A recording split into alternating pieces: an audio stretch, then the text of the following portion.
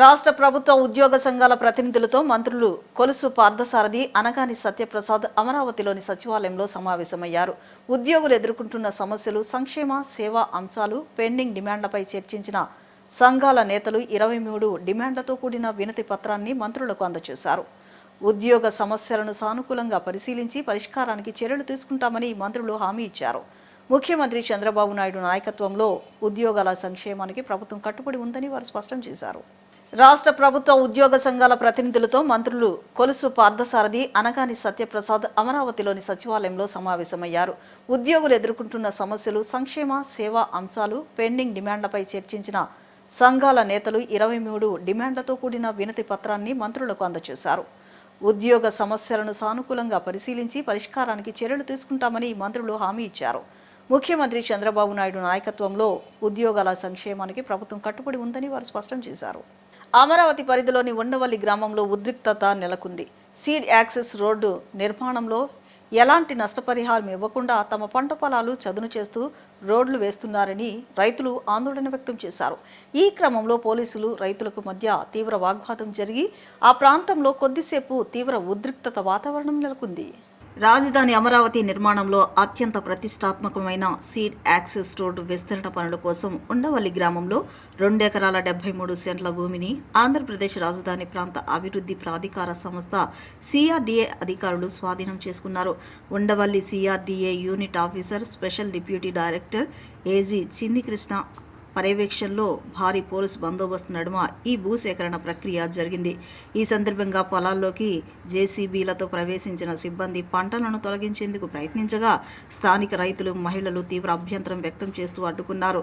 తాము ఎంతో కాలంగా సాగు చేసుకుంటున్న 3 పంటలు పండే బహువార్షిక జరీబు భూములను బలవంతంగా లాక్కోవద్దని వారు ఆవేదన వ్యక్తం చేశారు. ఈ క్రమంలో పోలీసులు, రైతులకు మధ్య తీవ్ర వాగ్వాదం జరిగి ఆ ప్రాంతంలో కొద్దిసేపు తీవ్ర ఉద్రిక్త వాతావరణం నెలకొంది.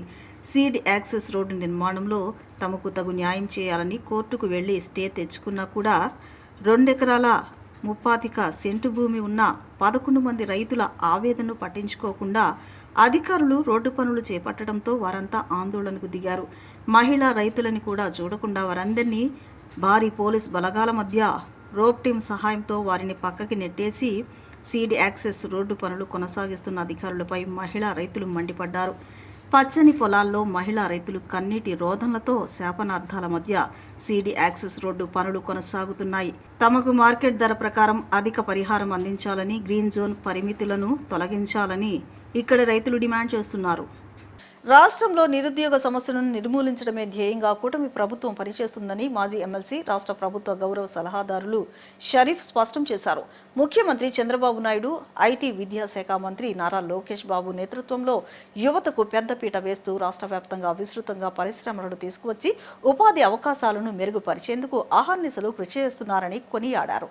యువత వచ్చిన ప్రతి అవకాశాన్ని సద్వినియోగం చేసుకోవాలని, ఉద్యోగాలు సాధించిన యువత తమ తల్లిదండ్రుల నమ్మకాన్ని నిలబెట్టుకోవాలని కోరారు. ఆంధ్రప్రదేశ్ మైనార్టీస్ ఫైనాన్స్ కార్పొరేషన్ ఆధ్వర్యంలో విజయవాడ పంజా సెంటర్లోని ముసాఫిర్ ఖానాలో మెగా జాబ్ మేళాను అత్యంత ఉత్సాహభరిత వాతావరణంలో నిర్వహించారు. ఈ ఉపాధి కల్పన కార్యక్రమానికి రాష్ట్ర వ్యాప్తంగా దాదాపు 2000 మంది నిరుద్యోగ యువతీ యువకులు తరలివచ్చారు. సాయంత్రం వరకు కొనసాగిన ఈ ఇంటర్వ్యూల ప్రక్రియ ద్వారా సుమారు 500 మందికి పైగా అభ్యర్థులు వివిధ కంపెనీలో ఉద్యోగాలకి ఎంపికయ్యే అవకాశం ఉందని నిర్వాహకులు వెల్లడించారు. ఈ కార్యక్రమానికి ముఖ్య అతిథులుగా మాజీ ఎమ్మెల్సీ, రాష్ట్ర ప్రభుత్వ గౌరవ సలహాదారులు Sharif, minority finance corporation chairman Maulana Sheikh Mushtaq Ahmed హాజరై ఎంపికైన అభ్యర్థులకు ఉద్యోగ నియామక పత్రాలను అందజేశారు. ఈ సందర్భంగా వారు మీడియాతో మాట్లాడుతూ రాష్ట్రంలో నిరుద్యోగ సమస్యను నిర్మూలించడమే ధ్యేయంగా కూటమి ప్రభుత్వం పనిచేస్తుందని స్పష్టం చేశారు. ముఖ్యమంత్రి నారా చంద్రబాబు నాయుడు, ఐటీ విద్యాశాఖ మంత్రి నారా లోకేష్ బాబు నేతృత్వంలో యువతకు పెద్దపీట వేస్తూ రాష్ట్ర వ్యాప్తంగా విస్తృతంగా పరిశ్రమలను తీసుకువచ్చి ఉపాధి అవకాశాలను మెరుగుపరిచేందుకు అహర్నిశలు కృషి చేస్తున్నారని కొనియాడారు. ఎంతో మంది తల్లిదండ్రులు ఆర్థిక ఇబ్బందులు ఉన్నప్పటికీ అప్పులు చేసి మరీ తమ పిల్లలను చదివించారని, అటువంటి వారిపై భారం కాకుండా ఆర్థికంగా నిలదొక్కుకోవాల్సిన బాధ్యత యువతపై ఉందన్నారు. చిన్న ఉద్యోగమా, పెద్ద ఉద్యోగమా చూడకుండా లభించిన మొదటి అవకాశాన్ని రైలు ఎక్కే ప్రయాణికుల్లా అందిపుచ్చుకుని జీవితంలో ఉన్నత స్థానాలకు చేరుకోవాలన్నారు. ఈ మెగా జాబ్ మేళా వంటి సదుపాయాలను యువత పూర్తి స్థాయిలో ఉపయోగించుకోవాలని పిలుపునిచ్చారు. మైనార్టీస్ ఫైనాన్స్ కార్పొరేషన్ ఆధ్వర్యంలో మెగా జాబ్ మేళా నిర్వహించడం జరిగింది. దాదాపు 2000 మెంబర్స్ పాల్గొనడం జరిగింది. ఇప్పుడు దాకా ప్రస్తుతం ఇప్పుడు మనం ప్రెస్లో మాట్లాడుతున్నాం కాబట్టి ప్లేస్మెంట్ వచ్చేసి 400 మెంబర్స్కి అయింది. ఇంకా 5 గంటల వరకు ఇంటర్వ్యూస్ జరుగుతాయి. దాదాపు 500 దాటి మనము ఈరోజు మైనార్టీస్ ఫైనాన్స్ కార్పొరేషన్ ఆధ్వర్యంలో యువతకి ఉద్యోగ అవకాశాలు కల్పించడం జరిగింది. ముఖ్యంగా మన కూటమి పాలనలో గౌరవ ముఖ్యమంత్రి నారా చంద్రబాబు గారు కానీ, అదేవిధంగా యువ నాయకులు, ఐటీ విద్యా మినిస్టర్ గారు ఒకే లక్ష్యంతో ముందుకు పోతున్నారు. అది ఏమంటే రాష్ట్రమంతటా యువతకి ఎలాగో అలా ఉద్యోగ కల్పన చేయాలి, పరిశ్రమలు తీసుకురావాలి. అహర్నిశల్ యువనేత నారా లోకేష్ బాబు గారు కృషి చేస్తున్నారు. దాంట్లో భాగంగా ఈరోజు మైనార్టీస్ ఫైనాన్స్ కార్పొరేషన్ కూడా మన ఇనాగ్రేషన్ కార్యక్రమానికి మన గౌరవ మినిస్టర్ మైనార్టీ వెల్ఫేర్ కూడా రావడం జరిగింది. మైనార్టీ మినిస్టర్, లా మినిస్టర్ చేతుల మీదుగా కొంతమంది సెలెక్ట్ అయిన వాళ్ళకి అపాయింట్మెంట్ లెటర్స్ కూడా ఇవ్వడం జరిగింది. ఇప్పుడు మన గౌరవ సలహాదారుడు, ప్రభుత్వ సలహాదారుడు, ఎక్స్ ఎమ్మెల్సీ చైర్మన్ సొంత నియోజకవర్గంలో ఒక ప్రోగ్రాం ఉంటే అక్కడ పాల్గొని 2 గంటలకి ఇక్కడ కూడా రావడం జరిగింది. ఆ రకంగా ఎవరైతే యువత చదివి తమ కాళ్ళ మీద నిలబడాలనుకుంటున్నారో వారికి ఉద్యోగ అవకాశాలు, ఉపాధి అవకాశాలు కల్పించడంలో ఈనాడు ఈ రాష్ట్ర ప్రభుత్వం అత్యంత ప్రాధాన్యత ఇస్తుంది. ఈ 2 సంవత్సరాల కాలంలో 16,400 మెగా డిఎస్సిలో టీచర్ల పోస్టులు భర్తీ చేశాం. 7,000 మంది పోలీస్ పోస్టులను భర్తీ చేశాం. అంతేకాకుండా ప్రైవేట్ వ్యక్తులు ఈ రాష్ట్రంలో అనేక వ్యాపార వాణిజ్య పరిశ్రమల్లో సుమారుగా 23,000 లక్షల కోట్ల రూపాయలు పెట్టుబడి పెట్టారు. రాబోయే రోజుల్లో ఈ పరిశ్రమల ద్వారా ఏవైతే దేశ విదేశాల నుంచి ఈ రాష్ట్రానికి పెట్టుబడులు వచ్చాయో దాని ద్వారా సుమారుగా 20 లక్షల మందికి రాబోయే రోజుల్లో ఉద్యోగ అవకాశాలు దొరికే అవకాశాలు మెండుగా ఉన్నాయి. అదే కోవలో ఈరోజు మైనారిటీస్ ఫైనాన్స్ కార్పొరేషన్ గతంలో కూడా నాడు తెలుగుదేశం ప్రభుత్వ హయాంలో కూడా 2014-19లో మైనారిటీస్ ఫైనాన్స్ కార్పొరేషన్ ద్వారా జాబ్ మేళా నిర్వహించారు. ఆ రకంగా అనేక మందికి ఉద్యోగ అవకాశాలు కల్పించారు. అంతేకాకుండా పోలీస్ ట్రైనింగ్ కూడా నిర్వహించారు. మరి టీచర్ ట్రైనింగ్ క్యాంపులు కూడా నిర్వహించారు. ఆ రకంగా ప్రభుత్వ పరంగా వచ్చే కాంపిటేటివ్ ఎగ్జామ్స్లో కూడా మైనార్టీ పిల్లలకి తరబేతి ఇచ్చి, శిక్షణ ఇచ్చి ఆ ఉద్యోగాలను పొందే రకంగా కూడా ప్రయత్నం చేశాం. పట్టిసీమ ఎత్తిపోతల పథకం కరువు కాలంలో కృష్ణా డెల్టాకు అండగా నిలుస్తుందని పలువురు టీడీపీ నాయకులు పేర్కొన్నారు. మాజీ సీఎం జగన్మోహన్ రెడ్డి పట్టిసీమ దండగని అన్నారని విమర్శించారు. సీఎం చంద్రబాబు అప్పట్లో పట్టిసీమను సమర్థవంతంగా పూర్తి చేయబట్టే నేడు ఎల్ నీనో ప్రభావంతో వర్షాలు లేకున్నా రైతులకు సకాలంలో సాగునీరు లభిస్తుందన్నారు. కృష్ణా డెల్టాకు జీవనాడిగా నిలిచిన పట్టిసీమ ఎత్తిపోతల పథకం ద్వారా విడుదల చేసిన గోదావరి జలాలు జీకొండూరు మండలంలోని వెలగలేరు గ్రామానికి చేరాయి. ఈ సందర్భంగా మైలవరం ఎమ్మెల్యే వసంత కృష్ణప్రసాద్ సూచనల జలహారతి కార్యక్రమాన్ని భక్తి శ్రద్ధలతో నిర్వహించారు. టీడీపీ సీనియర్ నేత జంపాల సీతారామయ్య, పోలవరం కుడి ప్రధాన కాలువ సూపరింటెండెంట్ ఇంజనీర్ కె శ్రీనివాస్ తదితరులు గోదావరి జలాలకు పూలు చల్లి హారతి ఇచ్చి సారి సమర్పించారు. ఈ సందర్భంగా వారు మాట్లాడుతూ పట్టిసీమ ఎత్తిపోతల పథకం కరువు కాలంలో కృష్ణా డెల్టాకు అండగా నిలుస్తూ రైతాంగానికి భరోసా కల్పిస్తుందన్నారు. గోదావరి జలాలను కృష్ణా నదికి తరలించడం ద్వారా సుమారు 13 లక్షల ఎకరాల కృష్ణా డెల్టా ఆయకట్టుకు సాగునీటి వసతి కలుగుతుందని తెలిపారు. దీంతో సాగునీటి అవసరాలు తీరడంతో పాటు రైతులకు ఎంతో మేలు జరుగుతుందన్నారు. ఈ కార్యక్రమంలో టీడీపీ రాష్ట్ర కార్యదర్శి, irrigation development corporation director Indira Priyadarshini, TDP మండల అధ్యక్షులు వేములకొండ వెంకటేశ్వరరావు, మండల కార్యదర్శి లంకా నాగేశ్వరరావు, వెలగలేరు సొసైటీ అధ్యక్షులు మంచినేని రాజశేఖర్, కూటమి కుటుంబ సభ్యులు తదితరులు పాల్గొన్నారు. మిగులు జలాలు ఏవైతే ఉన్నాయో పట్టిసీమ ద్వారా ఇక్కడ కృష్ణా డెల్టాకి రావడం జరిగింది. ఈ సందర్భంగా మరి వెలగలేరు గ్రామంలో జీకొందూరు మండలంలో జలహారతి ఇవ్వడం జరుగుతుంది. కాబట్టి గతంలో 2014-19లో శ్రీ నారా చంద్రబాబు నాయుడు గారు ఎంతో ప్రతిష్టాత్మకంగా అటు గోదావరి నది కానివ్వండి, కృష్ణా నది కానివ్వండి, 2 నదుల్ని అనుసంధానం చేసి దాదాపు 2800 ఉభయ గోదావరి జిల్లాలు కానివ్వండి, ఉమ్మడి కృష్ణా జిల్లాలు కానివ్వండి, గుంటూరు జిల్లాలకి మరి నీరు ఇవ్వడం జరుగుతుంది. రైతులకి ఇది ఒక వరం అన్నమాట. రైతులకి ఇది ఒక గొప్ప వరం. ఎందుకంటే ప్రతి ఒక్క రైతు కూడా 2-3 పంటలు పండించుకొని మరి దాదాపు 18,000 కోట్ల రూపాయల నుంచి 50,000 కోట్ల వరకు కూడా ప్రతి ఒక్క రైతు పండించినటువంటి పంటను వారికి లాభం చేకూరుతుందన్నటువంటి అంచనా. మరి గతంలో మనం చూసుకున్నాం, చంద్రబాబు నాయుడు గారు దాదాపు 64,000 కోట్ల రూపాయలు ఇరిగేషన్స్ ఖర్చు పెట్టారు.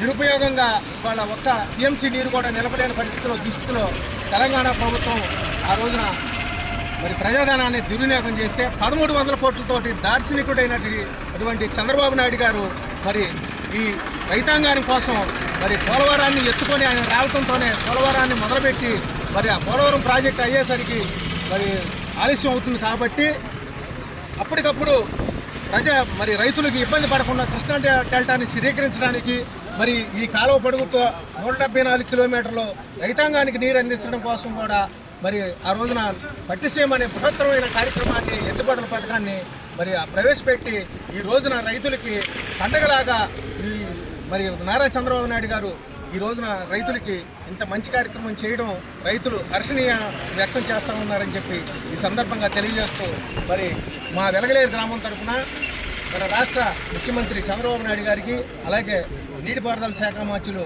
నిమ్మల రామానాయుడు గారికి పేరు పేరున కృతజ్ఞతలు తెలియజేస్తా ఉన్నామని చెప్పి. గ్రామీణ ఆర్థిక వ్యవస్థకు సహకార రంగమే వెన్నుముక అని కృష్ణా జిల్లా కేంద్ర సహకార బ్యాంకు చైర్మన్ నెట్టం రఘురాం, రాష్ట్ర ప్రభుత్వ విప్ గన్నవరం ఎమ్మెల్యే యార్లగడ్డ వెంకట్రావు పేర్కొన్నారు. గత ప్రభుత్వ హయాంలో నిర్లక్ష్యానికి గురైన సహకార సంఘాలను తిరిగి బలోపేతం చేసేందుకు చర్యలు తీసుకుంటున్నామని, కేసరపల్లి PACS-ను కూడా పునరుద్ధరిస్తామని తెలిపారు. గన్నవరం మండలం బుద్ధవరం గ్రామంలో నూతనంగా ఆధునీకరించిన ప్రాథమిక వ్యవసాయ సహకార పరపతి సంఘం భవనాన్ని KDCC bank chairman Nettam Raghuram, MLA Yarlagadda Venkatrao ప్రారంభించారు. ఈ సందర్భంగా ఎడ్ల బండిపై ర్యాలీగా కార్యాలయానికి చేరుకున్న రైతులు ప్రజలతో కలిసి కార్యక్రమంలో పాల్గొన్నారు. PACS భవన నిర్మాణానికి స్థలం అందించిన దాత గూడవల్లి మల్లికార్జున వరప్రసాద్ను సత్కరించారు. అనంతరం నెట్టం రఘురాం మాట్లాడుతూ సహకార సంఘాల కంప్యూటరీకరణ, డిజిటలైజేషన్ ద్వారా రైతులకు పారదర్శకత సేవలు అందిస్తున్నామని తెలిపారు. కృష్ణా జిల్లాలో 425 సహకార సంఘాలు రైతులకు వ్యవసాయేతర రుణాలు అందిస్తున్నామని చెప్పారు. ఎమ్మెల్యే యార్లగడ్డ వెంకట్రావు మాట్లాడుతూ గన్నవరం నియోజకవర్గంలో సహకార సంఘాల అభివృద్ధికి KDCC బ్యాంక్ ప్రత్యేక ప్రాధాన్యతనిస్తుందన్నారు. కేసరపల్లి PACS పునరుద్ధరణకు వెంటనే నిధులు మంజూరు చేసిన నెట్టం రఘురాంకు కృతజ్ఞతలు తెలిపారు. సహకార సంఘాల్లో పారదర్శకత పాలన కోసం ప్రభుత్వం తీసుకువచ్చిన జీవో 90ని వెంటనే అమలు చేయాలని కోరారు. కార్యక్రమంలో ప్రజా ప్రతినిధులు, సహకార సంఘాల ప్రతినిధులు, అధికారులు, రైతులు పాల్గొన్నారు. ఇప్పుడు గన్నవరం నియోజకవర్గానికి ఏం చేయలేని పరిస్థితి, కానీ దీన్ని స్పెషల్గా చూడమని రఘురాం గారి ఓత్ దానికి వెళ్ళిన రోజు అడిగా. అదే దిశగా ఇది బుద్ధవరం చేసినా, కొత్తపల్లి గ్రామాన్ని చేసినా, సూరంపల్లిలో కళ్యాణ మండపం కింద అడిగితే యాక్సెప్ట్ చేసినట్టు కానీ, నొమ్మలో కళ్యాణ మండపం కానీ, అలాగే ఇంకా వేరే కేసరపల్లి PACS రీస్టోర్ చేయటం కానీ, కేసరపల్లి PACSకి కొత్తగా తీసేసిన బ్యాంకును మళ్ళీ రీస్టోర్ చేస్తున్నందుకు గత పాలన ఎంత దరిద్రంగా పరిపాలించేదానికి ఇది ఒక నిదర్శనం. దాన్ని గాలికి వదిలేస్తే అదే PACS మళ్ళీ రీస్టోర్ చేసే పరిస్థితి. ఆ PACSకి డబ్బులు లేవండి, ఒక 8 లక్షల రూపాయలు కావాలని ఫోన్లో అడిగితే, ఇందాక అడుగుతుంటే నువ్వు చెప్పిన రోజే శాంక్షన్ చేస్తానని చెప్పిన మాజీ మంత్రి ఏడీసీసీ బ్యాంక్ చైర్మన్ రఘురాం గారికి ధన్యవాదాలు తెలియజేస్తూ ఈ 2000 పైన ఉన్న సొసైటీల్లో 425 సొసైటీలు ఈ జిల్లాలో ఉన్నాయి. ఆప్కాబ్ చైర్మన్ రాలేదనే బాధే తప్ప, కానీ మిగతా అన్ని దాదాపు 400 బాధ కంటే 25% ఆఫ్ పిఎస్సిఎస్ అధ్యక్షుడు ఈయనే. ఆఖరికి ఆప్కాబ్కి ఇప్పుడు కూడా మీడియా ద్వారా సూచన చేయదలుచుకున్నా. గతంలో నేను చైర్మన్ ఉన్నప్పుడు కూడా చెప్పా, దీని మీద జీవో 90 ఇంప్లిమెంట్ చేయమని ఆ రోజు జగన్మోహన్ రెడ్డికి చెప్తే నన్ను హెచ్ఆర్ పాలసీ రేమంటే నేనే రాసి ఆ రోజు ముఖ్యమంత్రికి ఇచ్చి, సెక్రటరీ వ్యవస్థ వల్ల పిఎస్సిఎస్లు అన్యాక్రాంతం అవుతున్నాయి. కొన్ని పిఎస్సిఎస్ చైర్మన్లు చదువు లేని వాళ్ళు అయితే సెక్రటరీ చేతిలో పెత్తనం ఉంటుంది. ఫైనాన్షియల్ ఇన్స్టిట్యూషన్ లో ఒక ఊర్లో ఉద్యోగం చేరి 35 సంవత్సరాల తర్వాత కూడా రిటైర్ అదే ఊర్లో అవుతున్నాడంటే అది ఫైనాన్షియల్ ఇన్స్టిట్యూట్ మంచిది కాదని చెప్పి నేను జీవో 90 ఇప్పించినా ఇవాళ కూడా అమలు కాలేదు. అచ్చెన్నాయుడు చాలా సార్లు మంత్రి గారిని అడిగా. ఆధునికీకరణ అంటే భవనాన్ని కొత్తగా రీమోడల్ చేసి ఈ రోజున ప్రారంభించడం అనేది జరిగింది. వెంకట్రావు గారు, అలాగనే నేను, ఇంకా ఇతర పెద్దలందరూ కూడా ఈరోజు హాజరు కావటం అనేది జరిగింది. రోజు ఏదైనా సహకార వ్యవస్థ వల్లనే మన గ్రామీణ ఆర్థిక వ్యవస్థని మెరుగుదల చేసుకోవటం అనేది సాధ్యమవుతుంది. మొదటి నుంచి కూడా మరి ఆయా గ్రామ ప్రాథమిక సహకార సంఘాల ద్వారానే రైతులకు కానీ, చేతి వృత్తుల ద్వారా కానీ అందరికీ కూడా వాళ్ళకి సరి అయినటువంటి విధానంలో రుణాలని అందించటం అనేది మనం చేస్తూ వస్తూ ఉన్నాం.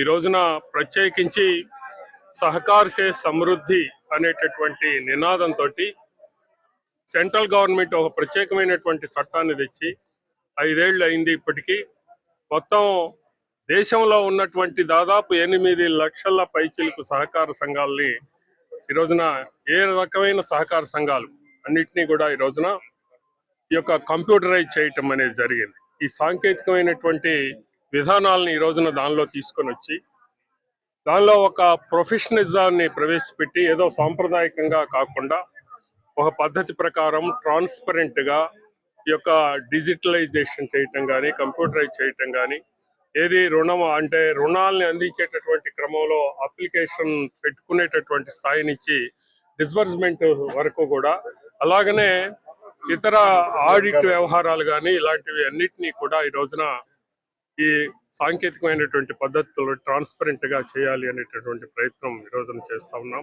రాష్ట్రంలో కొందరు ఉద్దేశపూర్వకంగా కులాల మధ్య చిచ్చు పెడుతున్నారని బీజేపీ రాష్ట్ర అధ్యక్షులు మాధవ్ ఆరోపించారు. ప్రజలకు న్యాయ సేవలు అందుబాటులోకి తీసుకురావడమే బీజేపీ లక్ష్యమని అన్నారు. ప్రతి శుక్రవారం రాష్ట్రంలో అన్ని జిల్లా బీజేపీ కార్యాలయాల్లో ఉచిత న్యాయ సహాయం కార్యక్రమం నిర్వహిస్తున్నామని తెలిపారు. త్వరలో ఈ సేవలను ప్రతిరోజు అందించేలా విస్తరిస్తామని వివరించారు. బీజేపీ ఆధ్వర్యంలో ఉచిత న్యాయ సహాయం పేరిట నిర్వహించిన వర్క్షాప్కు న్యాయవాదులు పెద్ద ఎత్తున హాజరయ్యారు. ఈ సందర్భంగా ఏపీ బీజేపీ రాష్ట్ర అధ్యక్షులు మాధవ్ సమక్షంలో మొత్తం 146 మంది న్యాయవాదులు భారతీయ జనతా పార్టీలో చేరి కాషాయ కండువా కప్పుకున్నారు. అనంతరం మీడియాతో మాట్లాడిన మాధవ్ రాష్ట్రంలో కొందరు ఉద్దేశపూర్వకంగా కులాల మధ్య చిచ్చు పెడుతున్నారని ఆరోపించారు. ఒక యూట్యూబర్ ఛానల్ను వేదికగా చేసుకుని సమాజంలో విద్వేషాలను రచ్చగొట్టేలా వ్యాఖ్యలు చేస్తున్నారని విమర్శించారు. నల్లకోటు ధరించిన కొందరు తామే అంబేద్కర్ తర్వాత మేధావులు అన్నట్లుగా వ్యవహరిస్తూ అగ్రవర్ణాలపై అనుచిత వ్యాఖ్యలు చేస్తున్నారని అన్నారు.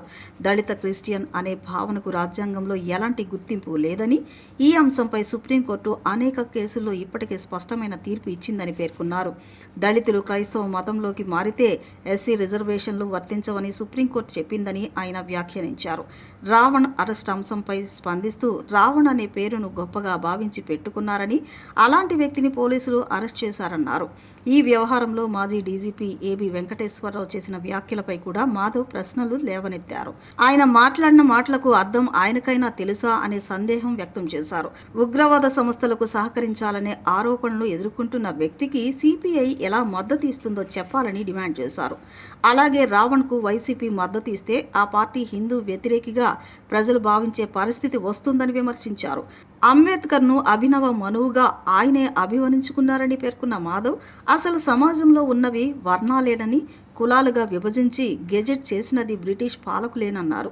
ఆంధ్రప్రదేశ్లో ఉన్న కుల సంఘాలు దేశంలో మరెక్కడా లేవని వ్యాఖ్యానించారు.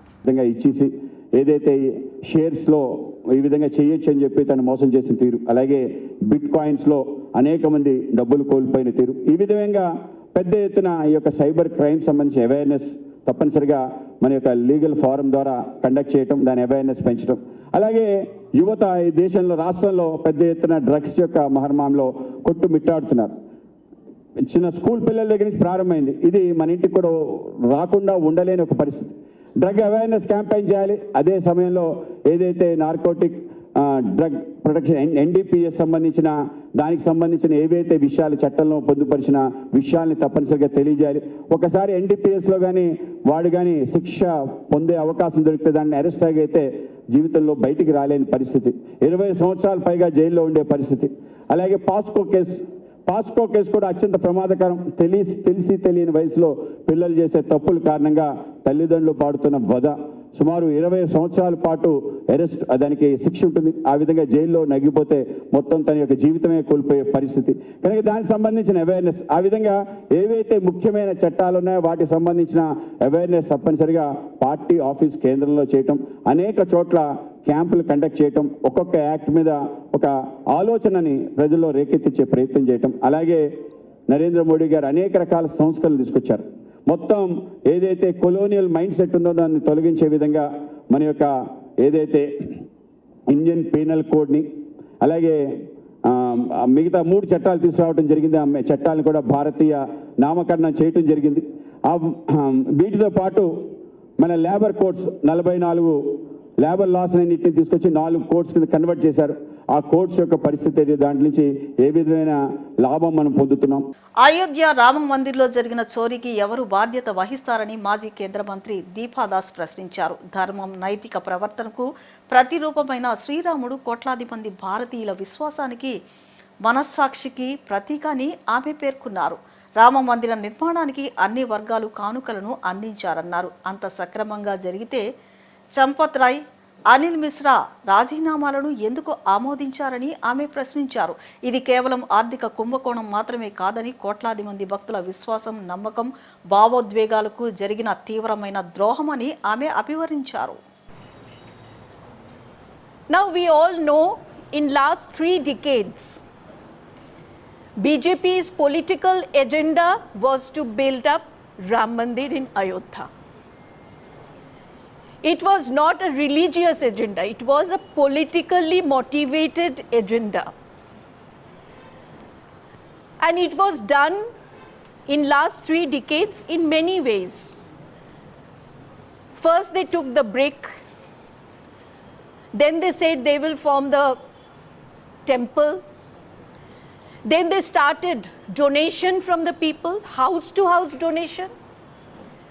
And it was a political agenda before Lok Sabha election 2024, where during the election campaign we have seen they are distributing prasadam to all the households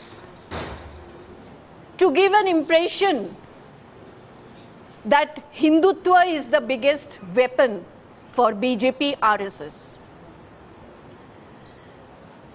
In 2020, there are some announcement by the government of India. But before starting this, I want to say that being a Hindu, I also worship God. I was in charge of Telangana. There is a Ram Mandir in Bhadrachalam, where we visited also. So it is not that whether we visit, we offer, we do puja to every temple, it is a point of the faith in our heart and mind. Bhagwan Rama is just not a god, is just not that his entire lifestyle and his stories was written in Ramayana. మహిళల పట్ల బీజేపీకి చిత్తశుద్ధి ఉంటే ఎటువంటి షరతులు లేకుండా 2013లో రూపొందించిన బిల్లును వచ్చే పార్లమెంటు సమావేశాల్లో ఆమోదించి 181 ఎంపీ సీట్లు మహిళలకు ఇచ్చేలా చట్టం చేయాలని రాష్ట్ర మహిళా సమైక్య ప్రధాన కార్యదర్శి పెనుమత్స దుర్గాభవాని డిమాండ్ చేశారు. ఏపీతో సహా అన్ని రాష్ట్రాలు మహిళా రిజర్వేషన్ బిల్లును ఆమోదించాలని అసెంబ్లీలో తీర్మానం చేసి కేంద్రానికి పంపాలని కోరారు. ఇందుకు విరుద్ధంగా మళ్లీ మహిళలను మోసం చేయాలని చూస్తే ప్రజాక్షేత్రంలో తగిన బుద్ధి చెప్తామని స్పష్టం చేశారు. ఆంధ్రప్రదేశ్ మహిళా సమాఖ్య నగర సమితి ఆధ్వర్యంలో నగర కార్యదర్శి పంచదార్ల దుర్గంబ అధ్యక్షతన ఈ పార్లమెంటు వర్షాకాల సమావేశాల్లోని మహిళా బిల్లును ఆమోదించాలని కోరుతూ one town head post office సెంటర్లో ఆందోళన నిర్వహించారు. ఈ సందర్భంగా పోస్టు కార్డుల ఉద్యమాన్ని చేపట్టారు. సిపిఐ జాతీయ కార్యవర్గ సభ్యురాలు అక్కినేని వనజ, మహిళా సమైక్య రాష్ట్ర ప్రధాన కార్యదర్శి పి దుర్గాభవాని మాట్లాడుతూ 3 దశాబ్దాలుగా పెండింగ్లో ఉన్న మహిళా రిజర్వేషన్ బిల్లును తక్షణమే పార్లమెంట్లో ఆమోదించి చట్టం చేయాలని డిమాండ్ చేశారు. ఈ బిల్లును 2013లో 106వ రాజ్యాంగ సవరణ ద్వారా రాజ్యసభలో ఆమోదించారని చెప్పారు. మనువాద భావజాలం కలిగిన బీజేపీ తొలి నుంచి మహిళా రిజర్వేషన్ బిల్లును వ్యతిరేకిస్తుందని ధ్వజమెత్తారు. నియోజకవర్గాల పెంపు, డీలిమిటేషన్ కోసం ఇటీవల మోసపూరితంగా మహిళా రిజర్వేషన్ బిల్లును పార్లమెంట్లో ప్రవేశపెట్టారని చెప్పారు. మహిళల పట్ల బీజేపీకి చిత్తశుద్ధి ఉంటే ఎటువంటి షరతులు లేకుండా 2013లో రూపొందించిన బిల్లును వచ్చే పార్లమెంటు సమావేశాల్లో ఆమోదించి మహిళలకు 181 ఎంపీ సీట్లు ఇచ్చేలా చట్టం చేయాలని డిమాండ్ చేశారు. ఇందుకు విరుద్ధంగా మళ్లీ మహిళలను మోసం చేయాలని చూస్తే ప్రజాక్షేత్రంలో తగిన బుద్ధి చెప్తారని స్పష్టం చేశారు. కార్యక్రమంలో జిల్లా కార్యదర్శి బంకా ఝాన్సీ లక్ష్మి, నగర అధ్యక్షురాలు ఓర్సు భారతి, నగర నాయకులు భాగ్యలక్ష్మి తదితరులు పాల్గొన్నారు. రిజర్వేషన్ మహిళా రిజర్వేషన్ బిల్లుని తక్షణమే వచ్చేటువంటి పార్లమెంటు సమావేశాల్లో ఆమోదించాలి. వచ్చేటువంటి ఎన్నికల్లో ఈ 33% రిజర్వేషన్ పద్ధతిలో 543 నియోజకవర్గాల్లోనూ 180 స్థానాల్ని ఖచ్చితంగా మహిళలకి కేటాయించాలి. తద్వారా ఈ చట్టాన్ని అమలు చేయాలని చెప్పని ఈ రోజున ప్రభుత్వానికి డిమాండ్ చేస్తూ ఈ పోస్ట్ కార్డుల ఉద్యమాన్ని మేము ప్రారంభించాము. మొత్తం దేశవ్యాప్తంగా, రాష్ట్ర వ్యాప్తంగా ఈ పోస్ట్ కార్డుల ఉద్యమం మరి మన ప్రధానమంత్రి నరేంద్ర మోడీ గారికి పంపించేటువంటి కార్యక్రమంలో ఉన్నాము. గత 30 సంవత్సరాల కాలంగా ఈ మహిళా రిజర్వేషన్ బిల్లు గీతా ముఖర్జీ గారు తీసుకొచ్చినటువంటి ఈ బిల్లుని అది చట్టరూపం దాలుస్తానికి 30 సంవత్సరాల కాలంగా మహిళలు నోచుకోలేదు. మరి భారతదేశానికి స్వతంత్రం వచ్చి 79 సంవత్సరాలు వచ్చింది. రాజ్యాంగాన్ని ఏర్పాటు చేసుకున్నాము. లింగాలకి, కులాలకి, మతాలకి అతీతంగా అందరికీ కూడా సమానత్వం ఉండాలని చెప్పేసి చాలా స్పష్టంగా మనం రాజ్యాంగంలో పేర్కొన్నాము. ఈ రోజున సగభాగంగా ఉన్నటువంటి మహిళలకి ఆ రాజకీయ సమానత్వం కల్పించమని చెప్పేసి అని ఎక్కడైతే కీలకమైనటువంటి నిర్ణయాలు చేస్తారో ఆ రాజకీయ, ఆర్థిక నిర్ణయాల్లో భాగస్వామ్యం మహిళలకు ఉండాలనేటువంటి దాంతో ఈనాటికి కూడా 10% మించినటువంటి మహిళల యొక్క సంఖ్యని దాన్ని 33%గా పెంచాలని చెప్పేసి డిమాండ్ చేస్తా ఉన్నాము. గత 2026 ఏప్రిల్ 17, 18 తేదీల్లో మహిళా రిజర్వేషన్ చట్టం తెస్తున్నాం, ఇంకేముందని చెప్పేసి అని ఒక 3 బిల్లులు పెట్టారు. ఆ 3 బిల్లుల్లో ఎక్కడ కూడా మహిళా రిజర్వేషన్ బిల్లు లేదు. ఈ నెల 20వ తేదీ నుండి పార్లమెంటు సమావేశాలు జరగబోతా ఉన్నాయి. ఈ వర్షాకాల సమావేశాల్లోనే మహిళలకు 33% రిజర్వేషన్ను డీలింక్ లేకుండా, జనగణన, డీలిమిటేషన్ లాంటి షరతులు లేకుండా తక్షణం అమల్లోకి తీసుకురావాలని భారత జాతీయ మహిళా సమాఖ్య ఆధ్వర్యంలో పెద్ద ఎత్తున ఆందోళనకు పూనుకున్నాం. దానిలో భాగంగానే ఆంధ్రప్రదేశ్ మహిళా సమాఖ్య ఆధ్వర్యంలో గత వారం రోజులుగా రాష్ట్ర వ్యాప్తంగా అన్ని చోట్ల సంతకాల సేకరణ చేశాం. ఇవాళ రక్తంతో ఉత్తరాలు మోడీ గారికి రాస్తూ ఉన్నాం. ఒక మహిళ రక్తంతో మోడీ గారికి ఉత్తరం రాస్తుందంటే ఈ సమాజంలో మహిళల స్థితిగతుల్లో ప్రభుత్వాలు అనుసరిస్తున్న తీరు ఏ విధంగా ఉందో, మహిళల్లో నిర్ణయాధికారంలో భాగస్వాములు కాకపోవడం వల్ల ఎలాంటి నష్టాలు జరుగుతున్నాయో, కుటుంబ పరంగా, రాజకీయ పరంగా, సామాజిక పరంగా, ఆర్థిక పరంగా మహిళలు ఏ విధంగా నష్టపోతున్నారో వాటన్నిటిని దృష్టిలో పెట్టుకుంటే ఇవాళ మహిళల అన్ని రంగాల్లో వెనకబాటుతనం కనిపిస్తున్న విషయం స్పష్టంగా కనిపిస్తూ ఉంది. ఈ రోజు కూడా భారతదేశానికి స్వతంత్రం వచ్చి 70 సంవత్సరాలు దాటిపోయినా కూడా భారత రాజ్యాంగం స్త్రీ పురుషులు ఇద్దరికీ సమాన అవకాశాలు కల్పించిన నేటికి కూడా ద్విజాతి పౌరులుగానే చూడబడతా ఉన్నారు. మహిళల మీద రోజు రోజుకి అరాచకాలు, అకృత్యాలు పెరిగిపోతూ ఉన్నాయి. ఆర్థిక స్థితిగతుల్లో మహిళలు రోజు రోజుకి దిగజారిపోతూ ఉన్నారు. ఆర్థిక రంగంతో పాటు ఎడ్యుకేషన్ సంబంధించి కూడా మహిళల వెనకబాటుతనం కనిపిస్తూ ఉంది. వీటన్నింటినీ అధిగమించాలంటే నిర్ణయాధికారంలో మహిళల పాత్ర గణనీయంగా ఉన్నప్పుడే సాధ్యపడుతుందనే విషయాన్ని భారత జాతీయ మహిళా సమాఖ్య మేము మొదటి నుండి చెప్తానే ఉన్నాం. దానిలో భాగంగానే 30 సంవత్సరాల నుండి సుదీర్ఘ పోరాటం చేస్తూ ఉన్నాం. రాజధాని న్యూఢిల్లీతో పాటు హర్యానా, పంజాబ్ ప్రాంతాల్లో నివసిస్తున్న తెలుగు వారి కోసం ఈ నెల 28న ఢిల్లీలో తెలుగు వెలుగు సంబరాలు పేరుతో ప్రతిష్టాత్మక సాంస్కృతిక వేడుక నిర్వహించనున్నట్లు జాతీయ తెలుగు సారస్వత పరిషత్ కార్యనిర్వాహక అధ్యక్షులు కేసీ రాజు రాంప్రసాద్ తెలిపారు. తెలుగు భాషా వికాసం, ప్రవాస తెలుగువారిని ఒకే వేదికపైకి తీసుకురావడమే ఈ కార్యక్రమం లక్ష్యమని ఆయన వెల్లడించారు. బందర్ రోడ్లోని మురళీ ఫార్చ్యూన్ హోటల్లో నిర్వహించిన విలేకరుల సమావేశంలో తెలుగు వెలుగు సంబరాలు పోస్టర్ను ఆవిష్కరించారు. ఈ సందర్భంగా కేసీ రాజు, రామ్ ప్రసాద్ పరిషత్ అధ్యక్షులు ముత్యాల శ్రీనివాస్ మాట్లాడుతూ కేంద్ర ఉక్కు గనుల శాఖ మంత్రి భూపతిరాజు శ్రీనివాస్ వర్మ అధ్యక్షతన ఈ వేడుకలు జరగనున్నాయని తెలిపారు. కేంద్ర మంత్రులు, న్యాయమూర్తులు, శాస్త్రవేత్తలు, ప్రముఖులు ఈ కార్యక్రమంలో పాల్గొనున్నట్లు వెల్లడించారు. తెలుగు భాష సమాజానికి విశేష సేవలందించిన పలువురు ప్రముఖులకు జీవిత సాఫల్య పురస్కారాలు మరియు విశేష ప్రతిభా పురస్కారాలు ప్రదానం చేయనున్నట్లు తెలిపారు. Awards committee chairman Kanteti Venkataraju, ప్రధాన కార్యదర్శి డాక్టర్ కేఎస్పిఎన్ వర్మ మాట్లాడుతూ వివిధ రంగాల్లో విశిష్ట సేవలందించిన ప్రముఖులను ఈ సందర్భంగా సత్కరించనున్నట్లు చెప్పారు. అలాగే ఈ తెలుగు వెలుగు సంబరాలను ఢిల్లీతో పరిమితం చేయకుండా ఆగస్టులో హైదరాబాద్, సెప్టెంబర్లో అండమాన్ నికోబార్, అనంతరం ముంబైలో కూడా నిర్వహించనున్నట్లు ప్రకటించారు. ఈ కార్యక్రమాలను విజయవంతం చేయాలని తెలుగు ప్రజలకు నిర్వాహకులు పిలుపునిచ్చారు. జాతీయ తెలుగు సారస్వత పరిషత్తు వేదికగా అనేక కార్యక్రమాలు చేపట్టడం జరుగుతుందండి. 2014 నుంచి ఇప్పటి వరకు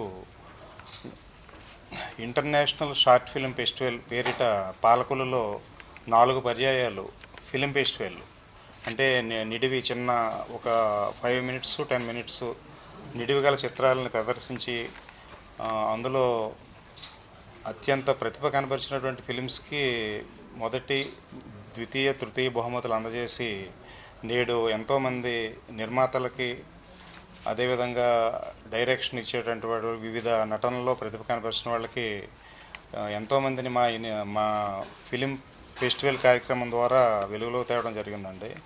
నేడు మన తెలుగు చిత్రసీమలో పేరు ప్రఖ్యాతులు పొందిన ప్రశాంత్ వర్మ మా వేదిక మీద నుంచి షార్ట్ ఫిల్మ్లో ఫస్ట్గా బహుమతి పొందారండి. ఆయన నేడు వేళ మన తెలుగు చలనచిత్ర సీమలోనే ఒక గొప్ప దర్శకుడిగా వెలుగొందుతున్నారు. ఆయన జాతీయ తెలుగు సారస్వత పరిషత్తు రూపకల్పన చేసింది మా గురువుగారు డాక్టర్ కేశరాజు రాంప్రసాద్ గారు.